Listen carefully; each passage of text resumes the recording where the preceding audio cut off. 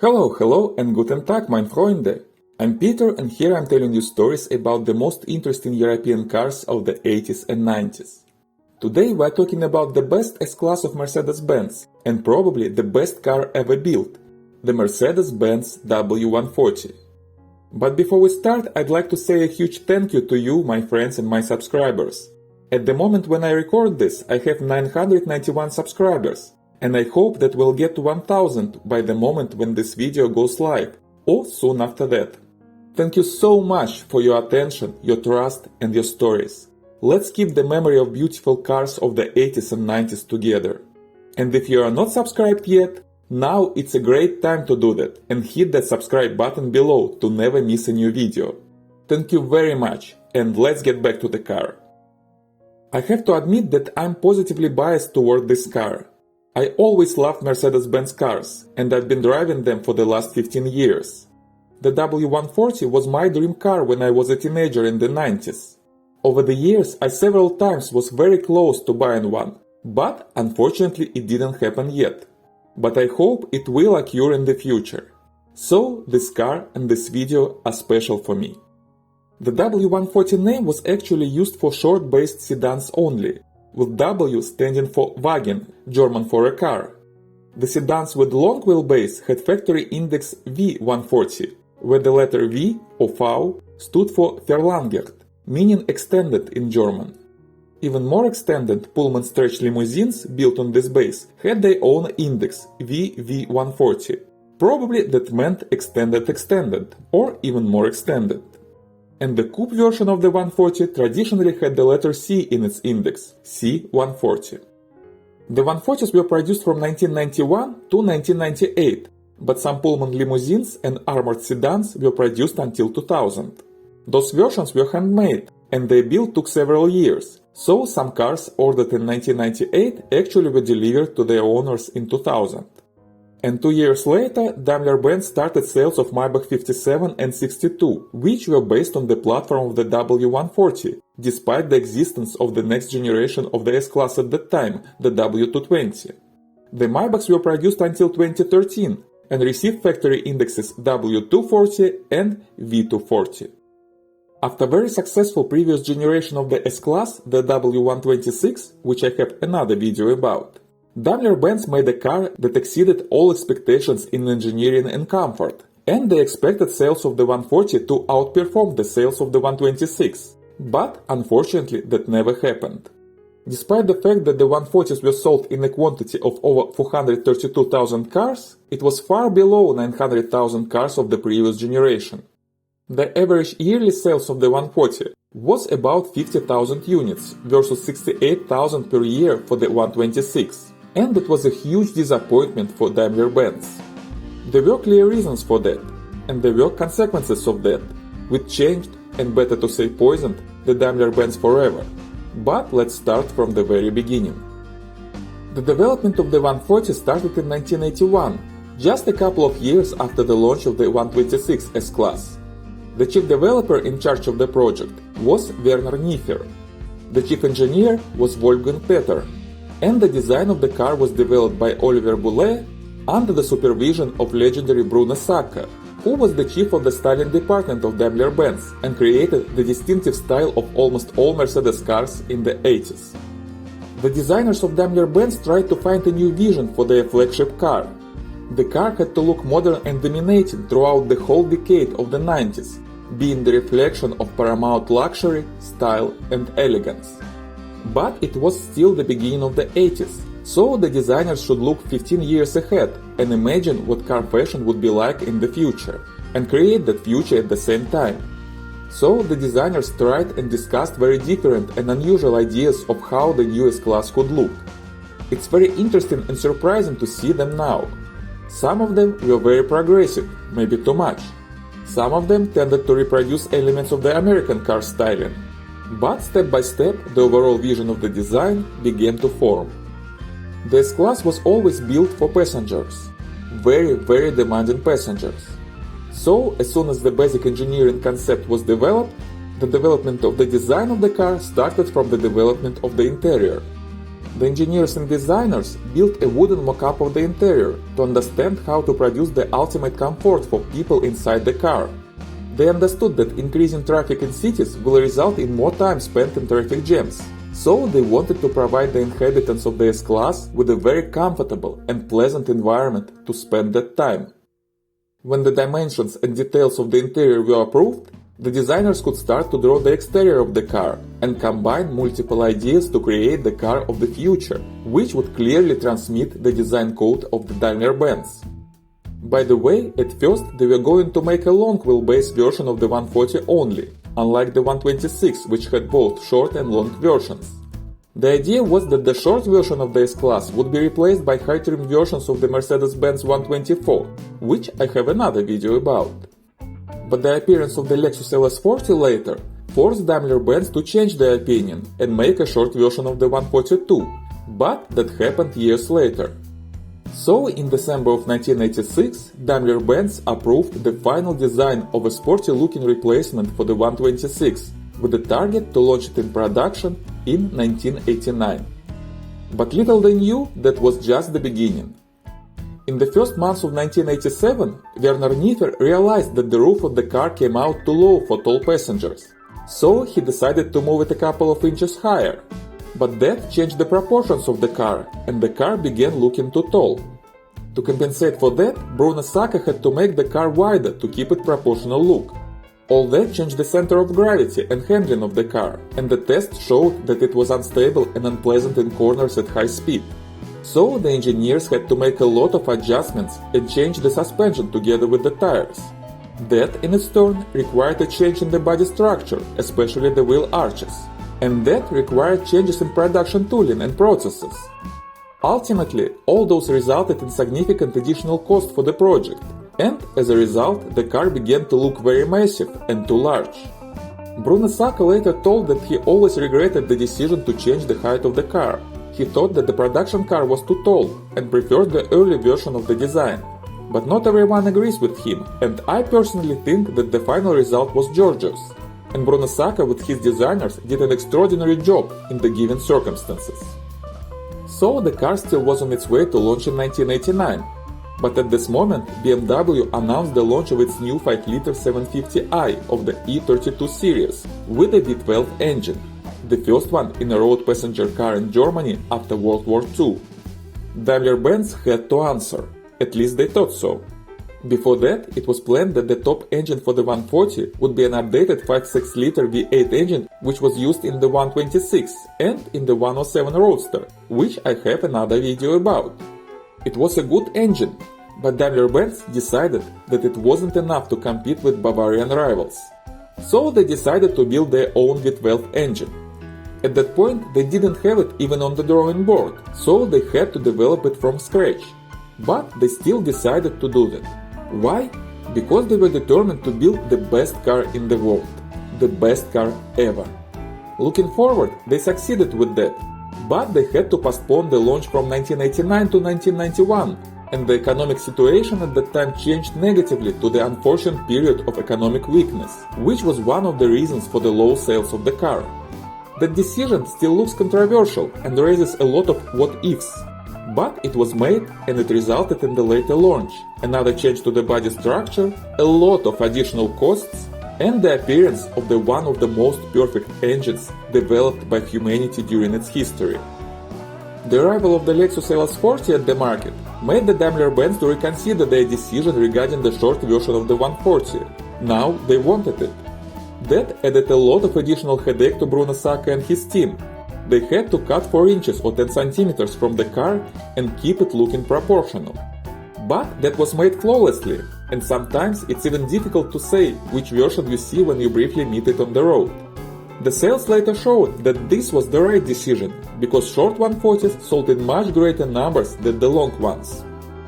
Finally, the test production started in July 1990, and the 140 was introduced to the public in March of 1991 at Geneva Motor Show. With all those delays, Daimler-Benz decided not to wait for the Frankfurt Motor Show in September, where they traditionally presented new cars. The sales started right after that, but the acceptance of the new S-Class was a little controversial.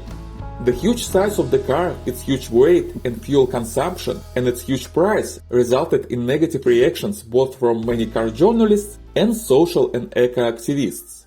Greenpeace protesters even built a huge pile of gas cans to show how much fuel the V12 140 would consume during its lifetime.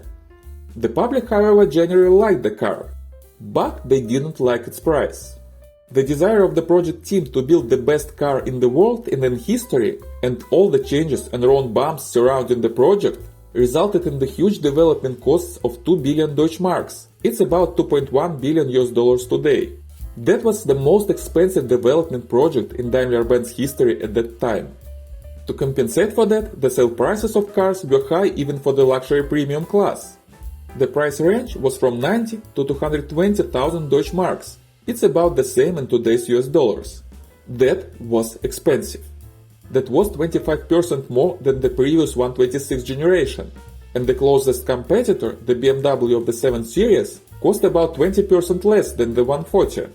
The Coupe version of the 140, C140, was more expensive than Ferrari. With that price, the 140 was closer to Rolls-Royce than to usual competitors, and many customers didn't like that. So the 140 cost too much to produce, and the sales were way lower than expected. I cannot say that this project put Daimler Benz on the verge of bankruptcy, far from that. Other models sold well, but it was a big disappointment. And that situation changed the approach to the development of Mercedes-Benz cars forever. Before the 140, engineers and designers tried to build cars to the ultimate superior contemporary standards, especially the flagship S-class. And after that, Daimler Benz took a course on widening the model line and building cars to specific price, often at the expense of quality and engineering. That resulted in the appearance of the very controversial W220, which we'll talk about in the future. And later the W221, which was better built, but still not as well built and comfortable as the W140. Okay, now let's talk about what was the Mercedes-Benz 140 from outside and inside. It was mass-produced as a sedan in short and long versions and a two-door coupe. A limited number of stretch limousines were factory built on the basis of the long sedan, but it is unknown how many exactly. Several wagons with a rear part from the E-class were built by a special order of the Sultan of Brunei, but their serial production was never planned. The car was large, even huge for the beginning of the 90s. The length was 511 cm or 201 inches for the short sedan and 521 cm or 205 inches for the long one. They were also wide with 189 cm or 74 inches. And they were heavy with about 1900 kilos or 4100 pounds for the short sedan and 2200 kilos or 4800 pounds for the long car. Large engines and optional equipment added many additional pounds to this weight. The coupe was a very large car too. It was just 5 cm or 2 inches shorter than the short sedan, but somehow 200 kilos or 400 pounds heavier. With the size, the 140 was clearly distinctive in comparison with its direct competitors. The BMW E32 was 20 cm or 8 inches shorter, and the Jaguar XJ40, which I also have another video about, was about 15 cm or 6 inches shorter than the short-base W140 sedan. With the size, the Mercedes-Benz was closer to Rolls-Royce Silver Spirit or Bentley Turbo R. Bruno Sacca and his team did a tremendous job to keep such a large car proportional and nice looking. But still, it was a large car, and it looked like a very large car, particularly from the rear, with its massive trunk compartment and side rear quarter panels. This brought a controversial reaction from the European public, but this massive and very solid look found a lot of fans in Eastern Europe, Middle East, Asia and America. This exterior was a statement showing the wealth, status and extreme self-assurance of the owner of the car. The quality is arguable in Europe, but highly valued in many other cultures. And despite that massive look, the 140 had a very decent aerodynamics, with a drag coefficient of 0.31 versus 0.36 for the previous W126. The front part of the sedan was designed as a further development of the design concept of the W124. Unlike the rear part, the front of the car didn't look heavy and was actually very balanced and attractive. At first, this front grille was planned for the top V12 600 version only, But later it was decided that some owners wouldn't like to show their wealth with different front grille, and this front grille was adapted for all versions of the sedan. Later, after the facelift, the 600 got a different special front grille, but this was for later cars. The front part of the Coupe was very differently looking, with different front grille and different headlights. And I had to admit that this was one of the ugliest Mercedes-Benz front parts in history. I believe that the idea was to distinguish the Coupe from the business sedan and give it a more sporty and active look. But gosh, that wide and low grille with tall headlights of unusual shape, that didn't work at all. By the way, despite being built on the same platform, the Coupes didn't share a single body panel with sedans, and even headlights and taillights were different. Essentially, it was a different car built on the platform of the 140. No wonder that the Coupe was separated into its own CL class in 1996, where CL stood for Coupe Luxusklasse, a coupe of luxury class. And speaking of the names, let's talk about models and badges of the 140. This topic is a little complicated because those cars were sold under different names during their production. First of all, S-class stood for Sonderklasse, a special class. From the start, the model designation was similar to the badging of the previous 126 with some simplifications. It was a 3-digit number and letters, for example 500 SEL. The number showed the approximate size of the engine in liters. But here Daimler Benz decided to simplify the process and use only even hundreds. So the car with a 3.2 engine would be marked as 320 in the previous generation, now were just 300. A 4.2-liter engine gave 400 instead of 420. A 5-liter V8 was marked as 500, and the 6-liter V12 was the top of the top 600. The 800 number was planned for the V16 engine, but that model was never released. It was okay until a new 2.8-liter engine appeared. In Europe, the cars with 3.2 and 2.8 engine at first both were sold as 300, and in North America they were strangely marked as 300 SE 2.8. The letters were also traditional for Mercedes-Benz. The S showed the affiliation with S-class. The second letter showed the type of the engine. E for gasoline fuel-injected engine, standing for Anspritzung, fuel injection, and D for diesel engines. And the third letter showed the type of the body. The long sedans had the letter L, the coupes C, and the short sedans didn't have it all. So the badge 500 SEL showed that you looked at a long sedan with a 5-liter engine, and 300 SE was a badge for a sedan with a 3.2-liter engine. But in June of 1993, Daimler Benz changed the way of naming all its models to simplify the model line. From now on, the model name consisted of the letter showing its class and the number demonstrating the size of the engine. So the 500 SE became S500. Additional letter could be added for special versions of the body, for example S600L for the long version of the 140. In addition, the model numbers were revised to more accurately reflect the real size of the engine. So the 400 SE became S420, and the 300 SE could be S320 or S280 depending on the size of the engine. The diesel version received an additional badge turbo diesel. It was up to the first customers of the cars to decide if they wanted to put the badge with the model index on their trunk lid or not. Many customers of low trim models decided to drop badges to make the car look more expensive. It's interesting that many owners of the top 600 versions decided to do the same for completely opposite reason. They didn't want to demonstrate their wealth and attract unwanted attention. By the way, the 600 model had special exclusive badges saying V12 on the C-pillars on the side of the car. This badge also was optional. In 1994, the 140 received a facelift that brought a new look of the side panels of the car, new interiors, new turn signals that became transparent instead of orange, and new headlights. This upgrade improved the look of the car and removed some heaviness in its perception. It still was a large car, but now it looked lighter and more balanced. Daimler Benz actually made some changes and updates in the car virtually every single year while it was in production, both in the engineering, the exterior, and the interior. And speaking of the interior, inside the car was exactly what you could expect from the best luxury car of its time, and even more. Of course, very comfortable seats with many electric adjustments that allowed you to find your personal ideal driving position and retrieve it after someone else used your car, because the 140 had memory for seats and mirrors for 3 drivers. In addition, there were a lot of available options allowing you to enhance seating comfort even more.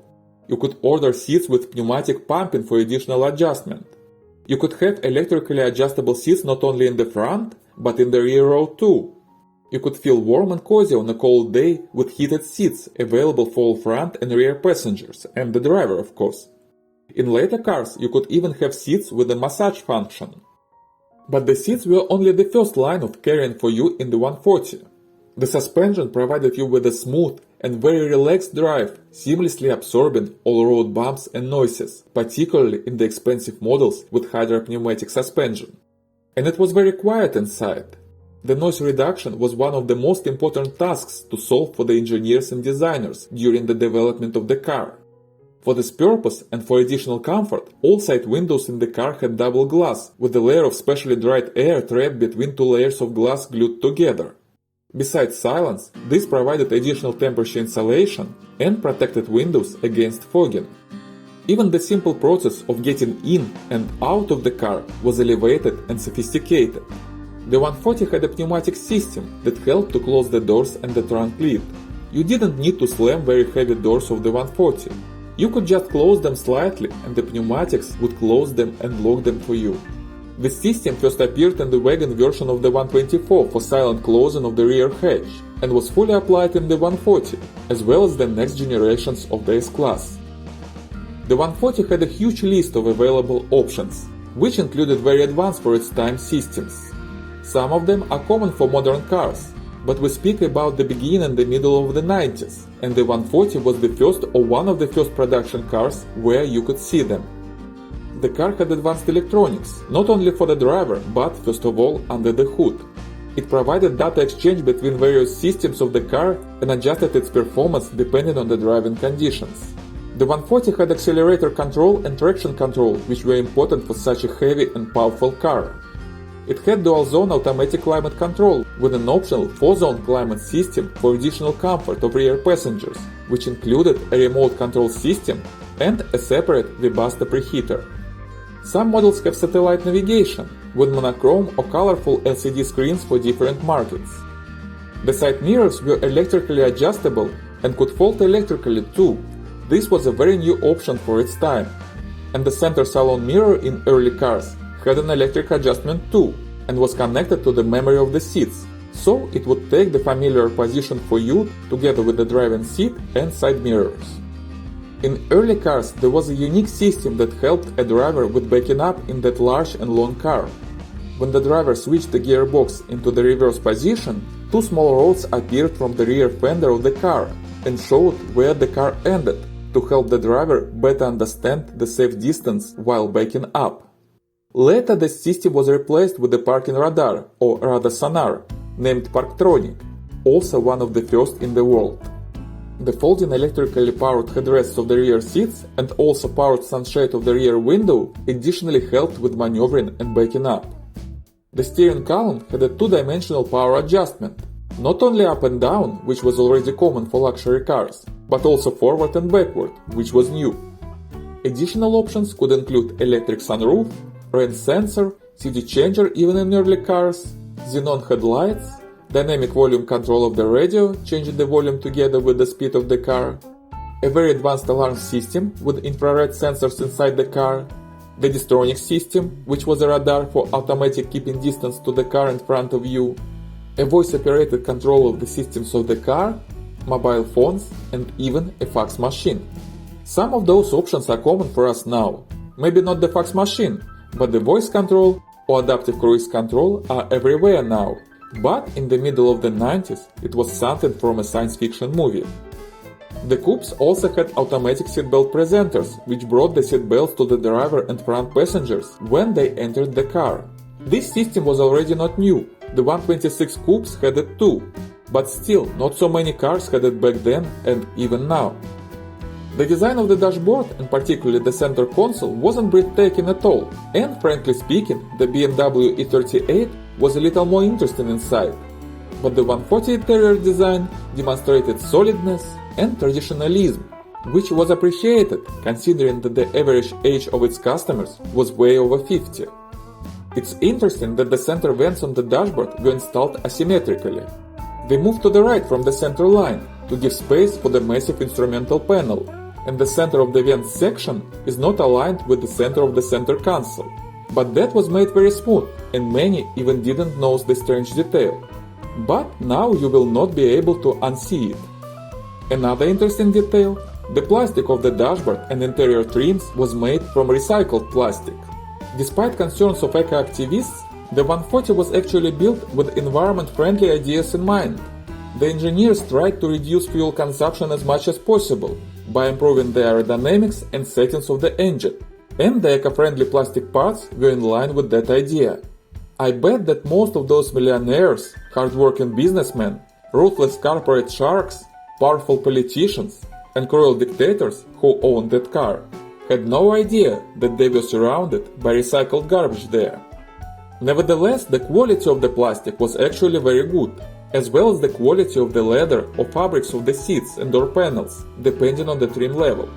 The Daimler Benz used real leather in the 140, not MBTEX like in previous generations, and the quality and durability of that leather was exceptional. Many cars even now look very well inside. The only flaw of the interior of the 140 from the modern point of view is the lack of cup holders. It has one cup holder in the glove box, probably the most pathetic cup holder in history, and a couple in the armrest of the rear seat. It's unusual for us now, but it wasn't unusual for the 80s and 90s. Not many European cars had a lot of cup holders then, and the idea to bring something to drink inside the car was a little weird, particularly in Europe. But not only there. I used to own a 1986 Buick Electra. That was a large American family station wagon, and I didn't have plenty of cup holders there as well. What is more important is that the 140 was a very safe car. In addition to the front airbags, it was the second car in the world after the Volvo 850, which offered side airbags in 1996. The 140 had an ABS, good brakes with all 4 ventilated brake rotors for 8-cylinder and 12-cylinder cars, a stability control system, and well-engineered crumple zones, tested in dozens of harsh crash tests. The whole body structure was a combination of softer elements designed to disperse the impact and a hard shell surrounding the passenger salon to keep it intact in case of collision. The reputation of the 140 as a safe car was tested in 1997 after the notorious crash in the Pont de l'Alma tunnel in Paris. But if you look at that car, you notice that the passenger compartment had almost no damage even after taking a huge force of crash into the concrete pillar at 65 miles per hour. Most investigators were sure that if Princess Diana used the seatbelt, she would have survived that night. Anyway, the active and passive safety systems in the 140 were very advanced and ahead of time, like most of its engineering in general. For additional comfort and noise reduction in comparison with the Mercedes-Benz 126, the engineers were going to use a very unusual gyroscopic suspension in the 140. They developed it, but it was too complicated and required a control system with the level of computation not available in the 80s. So they decided to use an air suspension instead. But with all the issues and changes during the development, it became clear that the air option also wouldn't be ready and properly tested in time. So the project team came back to the traditional spring coil suspension, with the optional hydropneumatic suspension for the 500 and 600 models. That was essentially the same hydropneumatic suspension that was used in the 126, with minor updates that didn't require extensive engineering resources. And the air suspension appeared only in the next generation of the S-class, the W220. For the 140, the engineers used a traditional double wishbone suspension in the front and a multi-link suspension in the rear, the same one that was used before in the Mercedes-Benz 124 and the Mercedes-Benz 190, which, by the way, I have another video about. The feature of the 140 was that each suspension, front and rear, was installed on its own subframe. This reduced the noise and provided additional traveling comfort. And in general, the suspension of the 140 was very good, reliable and effective, and ensured safe and pleasant handling. By the way, for additional comfort and to reduce noise and vibration, the 140 had very interesting and sophisticated hydraulic-based engine mounts, and not a simple rubber mounts like in most other cars. Overall, from the engineering point of view, the Mercedes-Benz 140 was a real masterpiece, a pinnacle of the best German engineering reflected in every single piece of the car. And of course you cannot spell engineering without engine. So let's talk about engines available for the 140. At the start of sales, the entry-level engine was an inline 6-cylinder 3.2-liter gasoline engine M104, which Daimler Benz also used in the 124 line. The cars with this engine had a model name 300 SE, and after rebadging in 1993, S320. That engine produced 231 horsepower, a top speed of 225 km or 141 miles per hour, and 0 to 60 miles per hour in 8.9 seconds. In 1992, another small engine appeared in the 140. It was the same 6-cylinder M104 engine, but with a smaller displacement of 2.8 liters. The cars with this engine at first had a badge 300 SE 2.8, but later were renamed to S280. The power output of that engine was 193 horsepower, which brought the car to a top speed of 215 km or 134 miles per hour with 0 to 60 times from 10.6 to 11 seconds with different transmissions. Also in the same 1992, a 3.5-liter 6-cylinder OM603 turbo diesel appeared under the hood of the 140. It was also shared with the 124 model. The cars with it were badged S300SD Turbo before 1993, when they were renamed to S350 Turbo Diesel. That engine produced 150 horses, a top speed of 185 km or 116 miles per hour, and 0 to 60 in 12.9 seconds. It was a little slow for such a luxury car, but actually those engines were probably the most reliable and long-lasting among all available for the 140.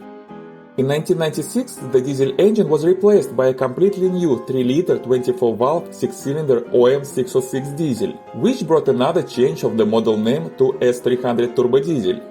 Despite the smaller size, it was more powerful than the previous one and produced 177 horsepower, a top speed of 206 km or 129 miles per hour, and 0 to 60 miles per hour in 11.2 seconds. The next in line were a couple of V8 gasoline engines, both belonged to the M190 family, which was also used in the 124 line and R129 roadsters of SL class. The first was a 4.2-liter engine with the model name 400 SE and later S420. Its output was 286 horses, with a later decrease to 279 due to eco regulations. The top speed was 245 km or 153 miles per hour, with 0 to 60 from 7.6 to 8.3 seconds.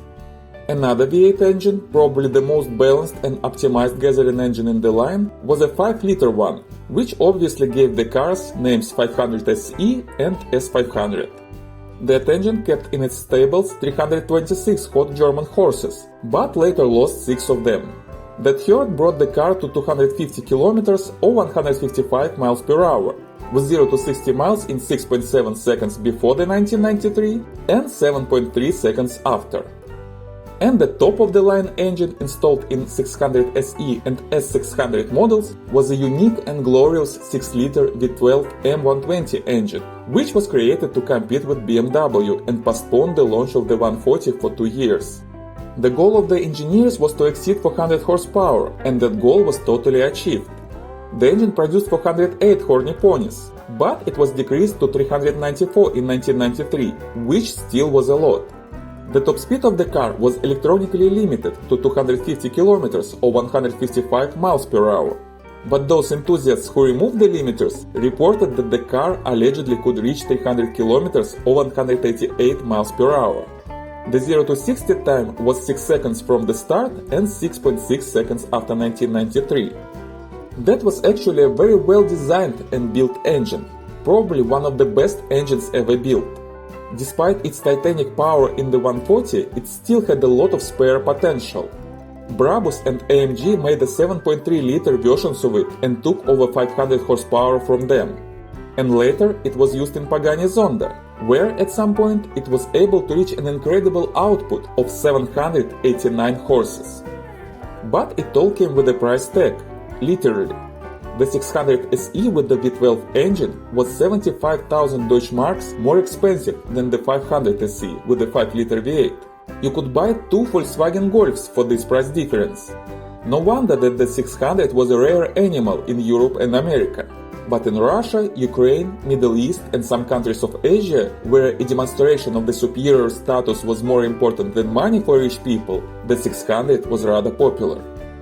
Daimler Benz also had an intention to produce an even more powerful version 800 SEL with an 8-liter V16 engine and even thought about an 18-cylinder engine. They actually built and tested 85 V16 prototypes. But then they realized that the car would be too expensive, and they also had concerns about the public reaction to such an eco-unfriendly engine, so that project was closed. The 18-cylinder engine never made it further than the drawing board.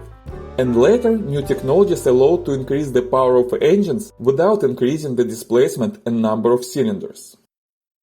At the start, a 5-speed manual transmission was offered as standard for the 3.2-liter 6-cylinder engine with an optional 4-speed automatic hydromechanical transmission. The 4-speed automatic transmission was standard for all other trim levels, including diesel cars. In 1993, a new 5-speed electronically controlled automatic transmission was introduced as standard first for the 3.2-liter engine and since 1996 for all cars except the S280. The 2.8-liter cars had a standard 5-speed manual gearbox during the whole time of its production. That was the last S-class Mercedes-Benz with a manual transmission. A 4-speed and later 5-speed automatic transmissions were offered for the S280 as options. All 140s were produced as rear-wheel drive cars. Unlike the 124, the full-wheel drive 4MATIC drivetrain was never available for the 140 and appeared only in the next generation of the S-Class, W220. So, after all those engineering efforts, what car was the Mercedes-Benz 140 for its drivers and passengers? Well, first of all, we need to separate sedans and coupes, because their handling was different. The sedan was all about comfort. It was a luxury super yacht, stately navigating through the streets of world capitals and posh vacation destinations. It had perfectly comfortable suspension and seats, making traveling relaxed and smooth.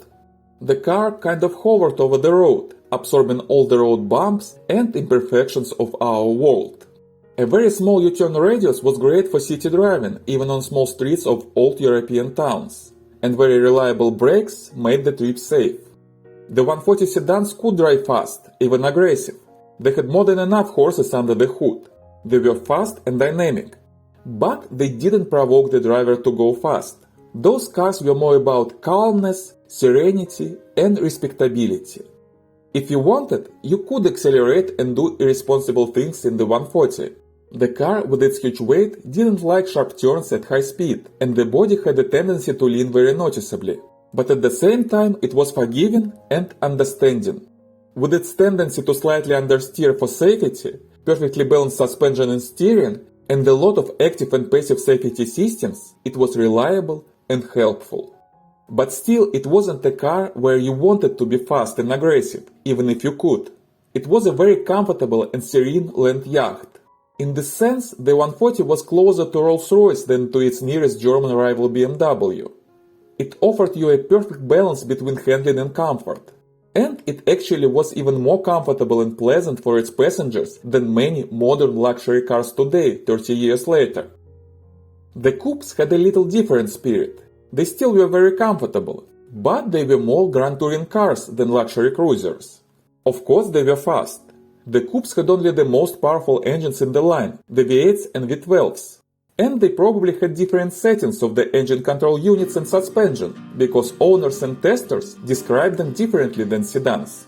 They were more aggressive and fiery than sedans, but still they didn't provoke you to push the pedal to the metal all the time. Instead, they gave you enough power and confidence for fast but responsible, relaxed and pleasant driving, both on highways and on mountain serpentines. The significance and importance of the 140, both for the Mercedes-Benz brand and for automotive history, is difficult to overvalue.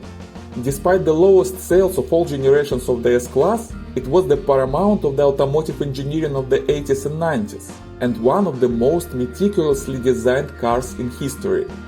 The level of attention to detail and building quality was simply incredible and unbeatable. The level of comfort was truly royal and unprecedented for the car of that class. The designers and engineers of the Daimler Benz did truly their best and created not just a car, but a legend and a piece of art. That was a car that showed everyone how perfectly a car can be designed and built. And at the same time, it showed how you shouldn't design and build a car. The utmost quality and superior engineering drove the cost of the project and the price of the car to the level where customers, even rich ones, started to think, is it really worth it? The 140 showed the world the excellence, but on the flip side, it showed that customers didn't really need that perfection and didn't want to pay for it. Daimler Benz after that changed the approach to the development of their cars, sacrificing the quality and superior standards in favor of marketing and sellability. There is a common belief that before the 140, cars were made by engineers, and after the 140, by marketing departments, and largely that's true.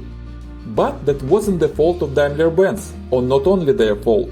A large part of the responsibility for that laid on customers, like you and me. We were shown a deity, and we negated it. The world saw that it didn't really need superior cars. Just good enough cars are good enough for the world. That basically happened once again several years later, when Daimler Benz launched Maybach 5762. It was based on the same platform of the 140, which was rightfully believed more comfortable than the platform of the W220 S-Class sold at that time. Maybach was a good car, but once again, it was over-engineered and over-expensive, so only 3,000 cars were sold. Maybe the whole approach was wrong, and Daimler Benz shouldn't try to climb too high into the territory of Rolls-Royce. Or maybe the 140 platform just had an ill fate, who knows? But the 140 took an important place in the history and in the culture, at least in some countries. I'm not sure about Western Europe and America, but in Eastern Europe, especially in Russia, where I grew up, the 140, and particularly the 600 in the 90s, was a symbol of huge wealth, often with criminal roots. Simply said, all Russian mafia bosses and all Russian oligarchs had them. And this was reflected in numerous movies, books, music videos and jokes. So the 140 became some kind of a legend of the pop culture in that part of the world. As a bottom line, the 140 was a pinnacle of German engineering that killed German engineering. It wasn't a car that was loved by everyone. Quite the opposite, it was controversial in everything, starting from the development and its look, and ending with the price and some specific types of its owners. But it was a car designed with the idea of reaching the superior standards and exceeding them. It was a car with no compromises and no insincerity. It was a car that unfortunately simply couldn't appear today. It was the essence of impeccable comfort, superior power and utmost quality. And I do believe that it was the best car ever built. Many 140s were sold in the United States during the time of their production, about 35% of all cars produced. So, if you want to buy one in the US, you can do it locally. There are many of them on Facebook, Craigslist or AutoTrader. But if you're looking for a car with some specific trim or a V12 car, you can also import one from Europe or other regions. All those cars are older than 25 years now, so you can legally import them to the United States. One thing that you should keep in mind is that all those cars are already old. They were built with the highest quality, but the time takes its fees, and even good examples may have issues now and will require serious maintenance. Two things that are known as fragile and may cost you a lot to repair are wiring and pneumatic systems. Daimler Benz used eco-friendly biodegradable isolation for wires, and over time it may, degrade and cause short circuits. Electronics and sensors also never were a strong point of Mercedes cars, even on modern models. The pneumatic system used for closing doors and trunk lid often breaks and is expensive to repair, but that may be a bargaining point on the other hand. The maintenance of such an old and complicated car may be really expensive, and it will require serious maintenance, be sure and be prepared. And the fuel economy for such a heavy and large car is almost non-existent. The 140 is very thirsty. The 6-cylinder gasoline engines are reliable, but may overheat and have issues with the head gasket and coolant pump.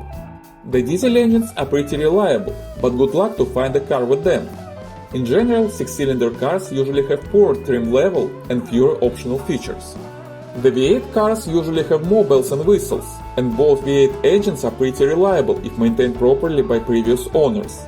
A well-stuffed S500 in good condition, in my opinion, is the most balanced choice for a car enthusiast now.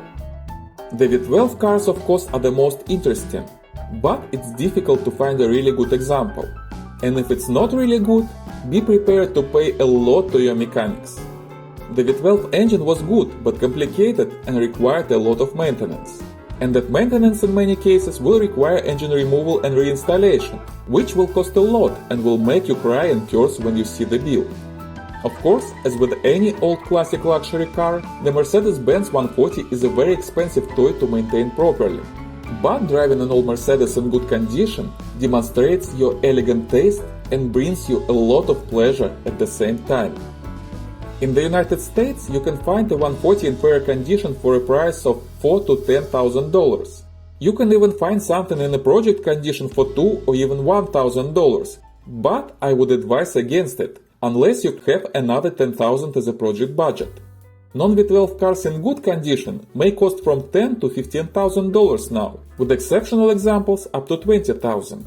The 600 model with the V12 engine would cost you from $15,000 to $25,000 and more, and rare AMG and Brabus cars may be anywhere from $30,000 to $100,000.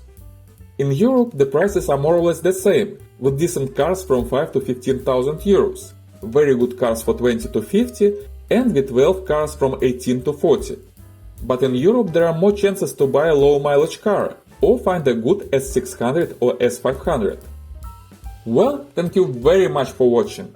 This video came out large, heavy and with a lot of attention to detail, just like the Mercedes-Benz W140 itself. If you owned or drove the W140, please tell me about your personal experience in the comments. Did you like it or did you love it? Thank you so much for your stories and comments. And if you like this video, please give me a thumbs up and subscribe to the channel. New interesting stories are coming soon.